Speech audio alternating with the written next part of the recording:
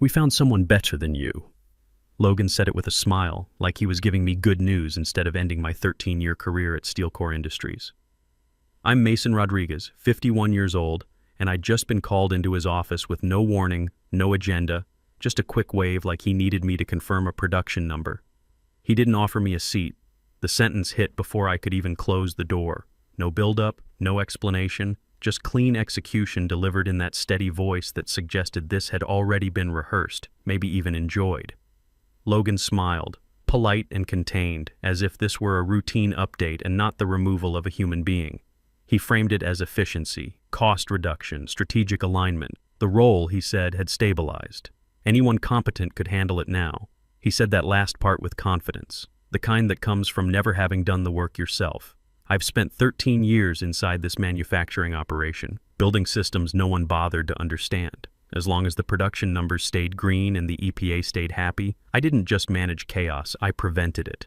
I knew which machines broke under pressure, which suppliers needed personal calls, which safety protocols couldn't be skipped without consequences that wouldn't show up for months. I was the reason problems never reached executives. Silence was my success metric." Logan arrived less than 2 years ago. Armed with PowerPoint slides and buzzwords, he spoke fluently about outcomes, not processes. He loved dashboards, hated questions, and treated operational detail like a nuisance. In meetings, he liked to say things ran smoothly now, as if smoothness were accidental, as if it didn't cost someone nights, weekends, and years of accumulated judgment. "This is just business," he added, sliding a thin folder across the desk. "No discussion of severance, no timeline, just instructions. Document what I do, clear my area, and make the transition easy." He thanked me.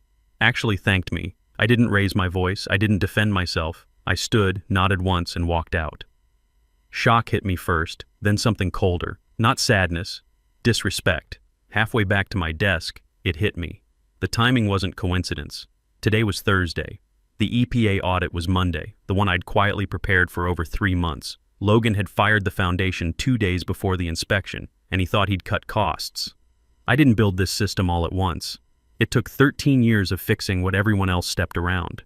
When I started at Steelcore, nothing matched the reports. Equipment sat where it didn't belong. Suppliers argued over specifications, and deadlines slipped quietly until someone yelled. I learned the chaos by living inside it. I stayed late when machinery failed. I came in early when safety reports were due. I memorized patterns no software tracked. Seasonal wear points, unreliable suppliers, fragile compliance timelines. When something failed, my name never appeared. When something worked, it was the system. That phrase followed me for years. Logan loved it in meetings. He'd lean back and tell executives, "The system runs itself now." He said it proudly, like progress had happened naturally. No mention of the nights I slept with my phone next to my bed, or the mornings I walked in already exhausted. I protected people below me because someone had to. When a junior technician miscalibrated a machine, I fixed it before management noticed. When a safety coordinator panicked about documentation, I absorbed the blame and taught him quietly. Mistakes didn't disappear, they were contained. That containment became invisible labor. Over time, my role stopped having a clear name. I wasn't management. I wasn't hourly. I was labeled overhead, a line item justified only because replacing me felt risky. As long as the numbers stayed green, no one asked why.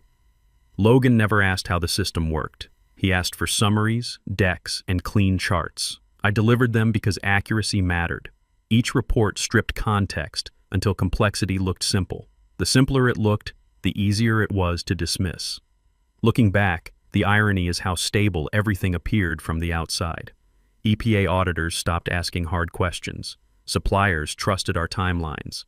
Executives praised consistency without curiosity. Stability became proof that no one needed to look closer. I learned that reliability is rewarded with silence. You don't get credit for disasters that never happen. Each quarter, I prepared the numbers Logan presented upstairs. He spoke confidently about efficiency gains while I watched faces nod.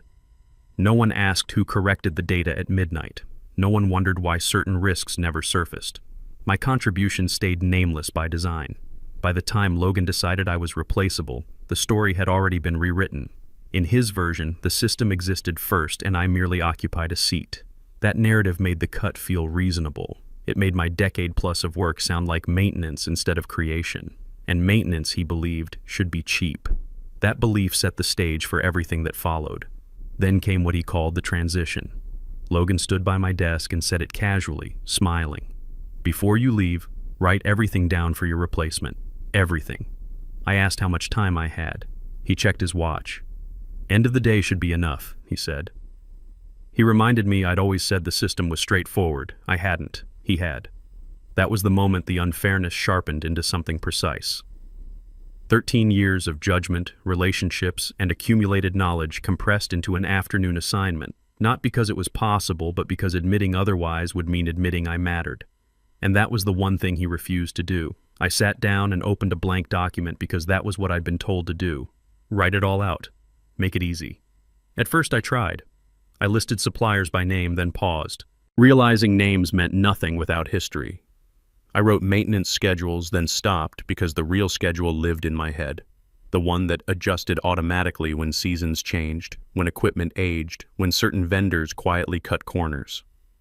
I typed process steps, then deleted them, because the steps only worked if you knew when to ignore them. That was when the cold clarity set in. This wasn't information, it was judgment. 13 years of trial, error, and consequence compressed into instincts that triggered before alarms ever did. You couldn't hand that to someone in an afternoon any more than you could hand them muscle memory and expect it to work. I kept writing anyway, but differently. I reduced everything to the bare minimum, what policy required, not what reality demanded. Contact lists without context, process outlines without exceptions, timelines without contingencies.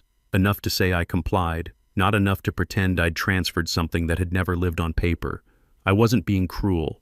I wasn't being generous either. I was being accurate. Logan walked past once and asked how it was going.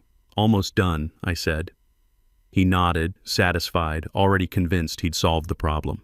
He thought knowledge behaved like files. Copy, paste, replace.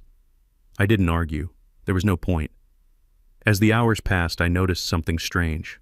I wasn't angry anymore. The hurt had cooled into something quieter and sharper. Control. For the first time that day, I understood exactly where my power had always been. Not in my title, not in approval, in what couldn't be separated from me. When I finished, the document was thin, intentionally so. I saved it, emailed it to Logan, and shut down my computer. No drama, no announcement, just completion. As I packed my toolbox, I found myself thinking about a standing appointment I had every few months. Coffee with Spencer Brooks, Logan's boss's boss. It wasn't official. It never was. Years ago, during a safety incident involving a young worker, I'd argued against destroying someone's career over a single mistake. Everyone expected me to stay quiet. Spencer remembered that. After that, he checked in. Not about metrics, about operations, about pressure points, about people. He was the only executive who ever asked me how things actually worked. My phone buzzed with a calendar reminder. Late afternoon, the usual time. For a moment I considered canceling. It felt awkward now. Irrelevant. Maybe I was already gone. Then I realized something else. Logan hadn't fired me in isolation. He'd done it without understanding the timing, the dependencies, or who paid attention to what. That meeting wasn't small talk. It was part of a system, too. One he'd never bothered to learn. I left the building without looking back and drove home, my thoughts steady, unemotional. This wasn't defeat, it was exposure, and exposure always travels upward faster than people expect. That evening, as I set the thin folder of notes aside, a quiet lesson settled in, one I didn't need to write down because I already understood it. Real leverage isn't loud and it isn't assigned. It comes from being the difference between order and collapse, especially when no one notices until it's gone. My phone stayed silent for a while after that. I didn't rush to fill the space, I let it breathe. Because when systems lose what holds them together, the first thing they do is look up the chain. And when that call finally came, it wouldn't be about paperwork. The call came while I was standing in my kitchen, staring at a coffee mug I hadn't touched. The day still felt unfinished, like a sentence cut short in the middle. Mason, a calm voice, controlled but tight. Why weren't you at the EPA audit prep meeting today? I recognized Spencer Brooks immediately. He was Logan's superior, 2 levels up the chain. The the one who chaired the quarterly safety reviews, the one whose meetings Logan never missed. For a moment, I didn't answer. Not because I was confused, but because I understood something had already shifted. That question wasn't curiosity, it was disruption. I wasn't invited, I said evenly. Logan terminated my position this morning. Silence followed. Not the polite pause people use to think, but the kind that stretches when an assumption collapses. I could hear faint voices in the background, the low hum of a conference room where schedules had already been set, roles already assigned without me.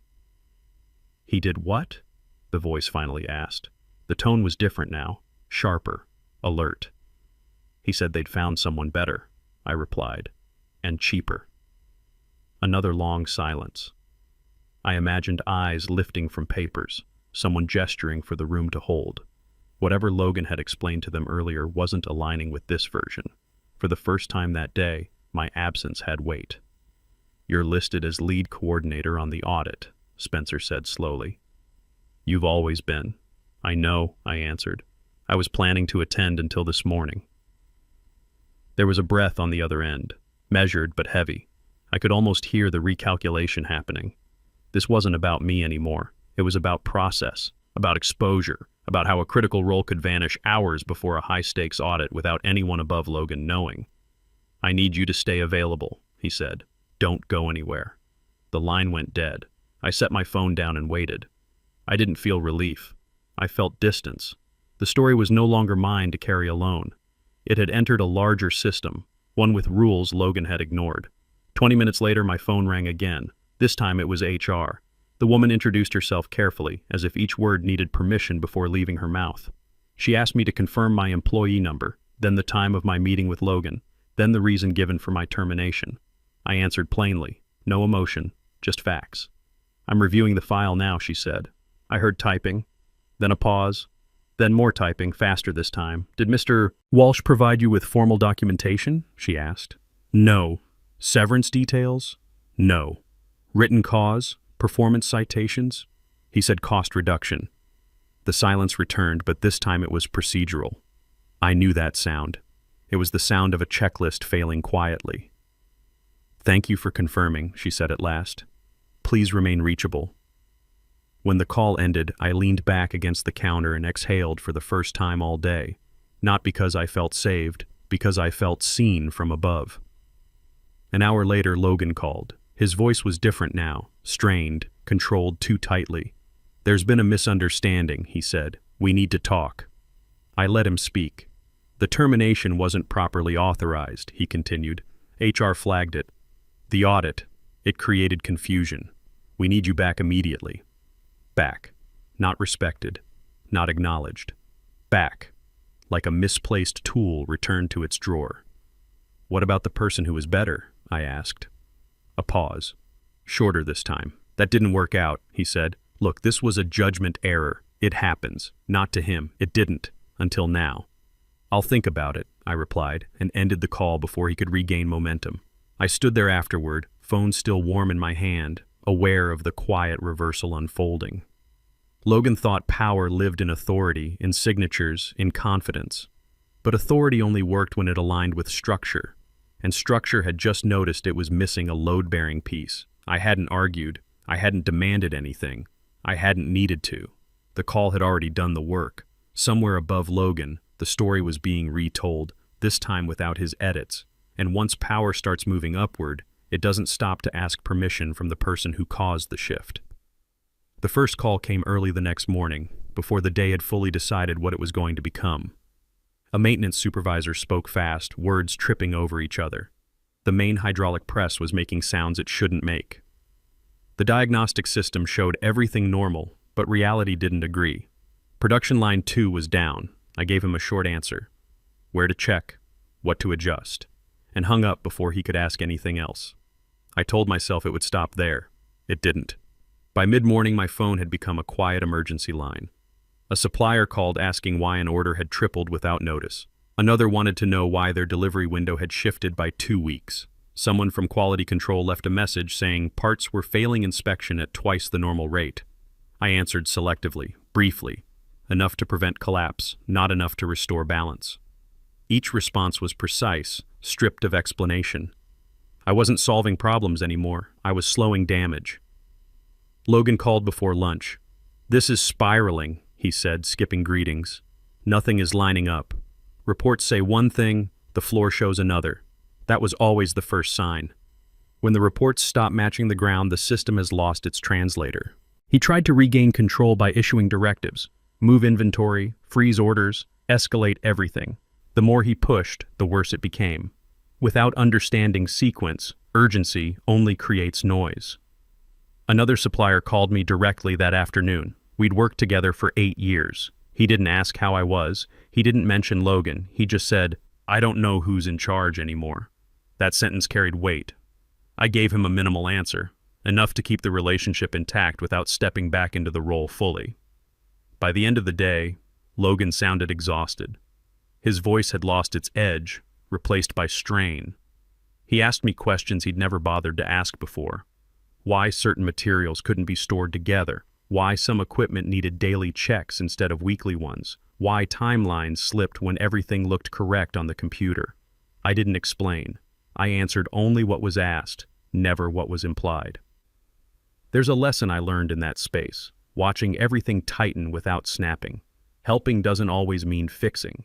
Sometimes it means allowing reality to remain visible. If I stepped in fully, the narrative would reset. Logan would regain the illusion of control. The system would appear to run itself again. I wasn't interested in illusions anymore. Late that evening, a message came from someone higher up. Brief, neutral. They were monitoring the situation. That phrase signaled a shift. Monitoring meant attention. Attention meant accountability. The next morning, Logan didn't call. That absence said more than his panic ever had. He was no longer the center of the response. He was the subject of it. When the call finally came, it wasn't from him. It was from Spencer Brooks, measured and formal. He thanked me for remaining reachable. He acknowledged the disruption. Then he said something that reframed everything. "We're making a temporary structural adjustment," he explained. "Effective immediately, Logan will retain his title, but responsibility for all operational decisions will now sit directly with him. No buffers, no intermediaries, no quiet corrections happening out of sight. Every outcome will trace back to a single name." The decision was described as support. I recognized it as exposure. After the call ended, I sat quietly, feeling the tension release just enough to breathe. I hadn't orchestrated this. I hadn't requested it. I'd simply stepped aside and allowed the system to respond honestly. Within hours, the call slowed. Not because things were improving, but because escalation had found its destination. The pressure had moved upward, where it belonged. I didn't celebrate. I didn't feel vindicated. I felt steady. The system hadn't attacked Logan. It had done something far more precise. It had removed the illusion that decisions could be made without consequence. And for the first time since I was fired, the weight wasn't on me anymore. I heard about Logan's promotion the next morning from Lucas Barnes, someone who still worked on the floor. The word promotion landed strangely, like a joke told without a smile. He was being elevated officially, but stripped of every cushion that had protected him before. On paper, it sounded like trust. In practice, it was exposure. Logan would oversee all operations directly now. No deputies, no buffers, no quiet hands fixing things after hours. Every approval, every delay, every failure would route through his name. The system he'd once described as simple had been placed squarely on his desk. Within days, the cracks widened. Without intermediaries, problems arrived unfiltered. Suppliers escalated directly. Supervisors stopped softening their reports. There was no one left to absorb mistakes quietly. Logan was forced to confront the details he'd avoided for years. He called me once, late in the afternoon. "They're expecting answers I don't have," he said, frustration leaking through restraint. "Everyone keeps saying you used to handle this." I reminded him gently that anyone competent could manage it now. He didn't laugh. What surprised me wasn't his struggle. It was how quickly his own words turned into a trap. Each decision he made echoed his earlier confidence. If the system ran itself, why was he working past midnight? If the role was straightforward, why did every solution create 2 new problems? Mistakes accumulated with names attached. A delayed shipment, a failed inspection, a safety incident that cost real money. Each incident followed a clear trail upward. For the first time, consequences didn't disappear into abstraction. People began documenting everything. Emails grew longer, confirmations multiplied. No one wanted to be blamed for something Logan insisted was easy. I didn't interfere. I didn't comment. I watched from a distance as the narrative corrected itself. One evening he left me a voicemail. His voice was tired, stripped of polish. I didn't realize how much was involved, he admitted. It looked simple when you did it. That sentence stayed with me. It wasn't an apology, it was an acknowledgement, arriving too late to change anything. Understanding, delayed, has limited power. In the end, I decided not to wait for clarity from a place that had already shown me who I was to them. The offer came quietly through a former contact who knew my work long before Logan ever tried to summarize it. Different company, smaller operation, fewer layers. The conversation felt unfamiliar in the best way. They asked how I worked, not how fast I could replace someone else. They offered better pay without negotiation, flexible hours without suspicion, authority without theater. Most of all, they offered respect without needing to be convinced. I accepted the same day. Logan didn't know yet. I didn't rush to tell him. For the first time in weeks, my decisions weren't reactive. They were deliberate. When Logan called again, his tone had softened into something careful. He said leadership was reconsidering. He said the situation had stabilized enough to bring me back properly.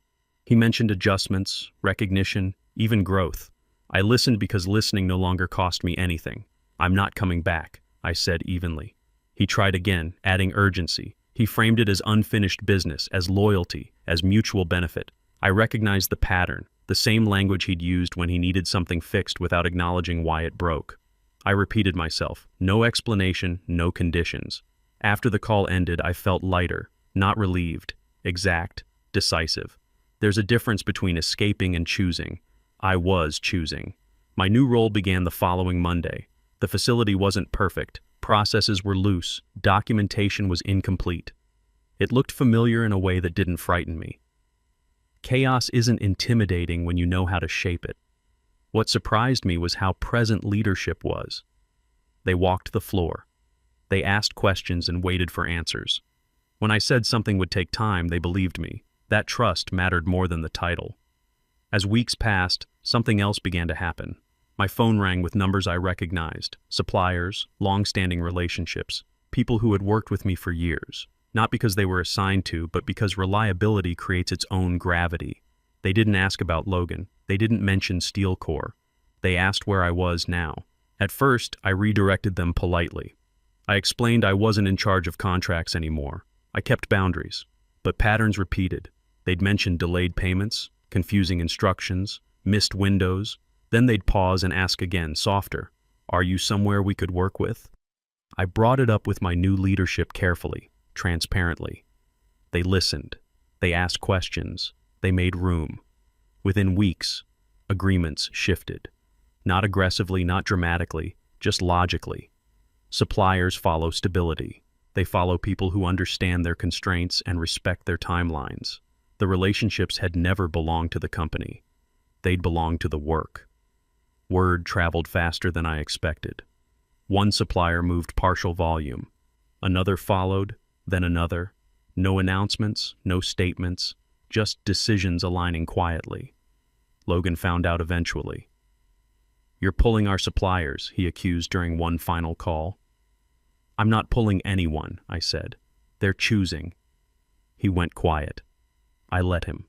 There was no satisfaction in that moment, just confirmation. Loyalty, like competence, isn't transferable by memo. At my new desk, I built again, methodically, this time with intention. I documented as I went. I trained someone early. I explained why, not just how. The system took shape faster than the last one because it wasn't built alone. Looking back, I understood something I hadn't before. Leaving wasn't the risk. Staying where I was unseen had been. When I stopped trying to be indispensable to people who didn't value me, my work found its own path. I watched the decline from a distance, not with satisfaction, but with the detached focus of someone reading a familiar pattern repeat itself. Steel Corps didn't fall apart all at once. It slowed, staggered, and adjusted downward, the way organizations do when they refuse to admit what they've lost. Operations continued. Technically, orders shipped. Eventually. Meetings happened frequently, but everything moved with hesitation. Decisions waited for approvals that no longer came quickly. Reports grew longer and said less. The machine still functioned, but without memory. Eventually, the adjustment came. It wasn't dramatic. It arrived quietly, wrapped in language about alignment and utilization. Logan was reassigned. Smaller scope, narrower mandate, no direct authority over operations. His title remained. His influence did not. The calls didn't come all at once. They arrived slowly, spaced out, usually in the evenings when the day had softened. Old numbers, familiar names, people I hadn't spoken to in months. Each conversation started the same way. "Mason, I just wanted to say thank you." They reminded me of moments I'd half forgotten, covering for mistakes, pushing back on unfair decisions, explaining the why instead of just enforcing the how. None of them talked about numbers. They talked about how it felt to work under someone who didn't use fear as a management tool. Several had already left Steel Core. Others were preparing to. When I asked why, the answer repeated itself in different words. If they could do that to you, then none of us were safe. I hadn't considered the message my firing sent downward. People don't just watch how leaders treat success. They watch how they treat loyalty, restraint, and quiet competence. I didn't expect Logan's final call, but I recognized the pause before he spoke. He sounded older. Not in years, but in weight. He didn't circle the point. He said he was sorry. Not for what happened to him, but for what he finally understood. He acknowledged the choice, the assumptions, the certainty he'd worn like armor. He said the system had taught him things he should have learned sooner, and that he wished he'd listened when it mattered. I let him finish. When the silence opened, I answered simply. I told him I wasn't angry. I told him I wasn't interested in revisiting the past. Some things don't need ceremony. They need accuracy. The call ended without promises, without tension, without the need to be remembered. When I look back on everything that happened, the lesson isn't about revenge, promotions, or even winning. It's about something quieter and much harder to see when you're inside it. For years, I thought value came from being indispensable, from holding everything together without being noticed. I thought if I stayed calm, fixed problems, and asked for nothing, fairness would eventually find me. It doesn't always work that way. What I learned is this: systems don't protect people. People protect systems. And when a system decides you're replaceable, it's not always because you are. Sometimes it's because your silence made others forget what you carried. Walking away didn't make me weaker. It showed me where my strength had always lived, inside my judgment, my integrity, and my ability to rebuild without bitterness. If you've ever stayed late, fixed mistakes that weren't yours, or held a job together while feeling invisible, then you already understand this story. You don't need permission to matter. You don't need to wait for recognition that may never come. Sometimes the most professional thing you can do is choose yourself, calmly, without burning anything down. Every business decision is fine until the consequences call back. That's what 13 years taught me at Steel Core. Sometimes walking away isn't giving up. It's finally understanding your worth.